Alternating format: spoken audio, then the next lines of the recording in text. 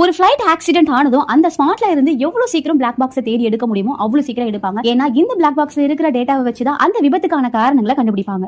இந்த பிளாக் பாக்ஸ்ல ரெண்டு விதமான ரெக்கார்டிங் டிவைசஸ் இருக்கு. ஒன்னு FTR, இன்னொன்னு வந்து CVR. இந்த FTR ரெக்கார்டர்ல அந்த ஃபிளைட்டோட ஸ்பீட், அந்த ஃபிளைட் எந்த டைரக்ஷன்ல போயிட்டு இருந்தது, அதுக்கப்புறம் அந்த ஃபிளைட்ல இருக்கிற ஹைட்ராலிக் சிஸ்டமோட ஆக்டிவிட்டி, எரிபொருள் மற்றும் பல விதமான நிகழ்வுகள் வந்து இந்த ஒரு ரெக்கார்டர்ல பதிவாகும். அடுத்து CVR, காக்பிட் வாய்ஸ் ரெக்கார்டர். இந்த ஒரு டிவைஸ்ல காக்பிட்ல நடக்கிற ஆடியோ வந்து பதிவாகும். அதாவது ஃபிளைட்டோட முன்பகுதி, அதாவது பைலட்ஸ் அமர்ந்திருப்பாங்கல, அந்த ஒரு பகுதி தான் வந்து காக்பிட் அப்படின்னு சொல்லுவாங்க. ரெண்டு பைலட்ஸ்குள்ளே இருக்கிற உரையாடல், அதுக்கப்புறம் பைலட்ஸ்க்கும் கண்ட்ரோல் ரூம்க்கும் இருக்கிற உரையாடல், அதுக்கப்புறம் காக்பிட் பகுதியில இருந்து பேசஞ்சருக்கு கொடுக்கக்கூடிய அனௌன்ஸ்மெண்ட் அப்படின்னு சொல்லிட்டு இது எல்லாமே வந்து அந்த ஒரு காக்பிட் டிவைஸ்ல ரெக்கார்ட் ஆகும். இந்த டிவைஸ்ல இருக்கிற டேட்டா எல்லாமே வந்துட்டு பெர்மனண்டா சேவ் ஆகாது. ஏன்னா FDRல கடைசி 25 மணி நேர நிகழ்வுகள் மட்டும் தான் பதிவாகும். அதே மாதிரி CVRல பாத்தீங்கன்னா கடைசி 2 மணி நேர நிகழ்வுகள் மட்டும் தான் பதிவாகும். ஒரு செகண்ட் புது டேட்டா ரெக்கார்ட் ஆக பழைய டேட்டா எரேஸ் ஆயிட்டே வரும். இந்த பிளாக் பாக்ஸ் பாத்தீங்கன்னா ஃபிளைட்டோட பேக் சைடு, அதாவது டெயில் சைடுல தான் இருக்கும். ஏன்னா ஒரு ஃபிளைட் என்ன ஆக்சிடென்ட் ஆனாலுமே அதோட முன்பகுதியும் நடுப்பகுதியும் பாதிக்கப்படும். அதோட பின்பகுதி ஓரளவுக்கு சேதமடையாம இருக்கும் அப்படின்றதால தான் இந்த பிளாக் பாக்ஸை பேக் சைடுல வச்சிருக்காங்க.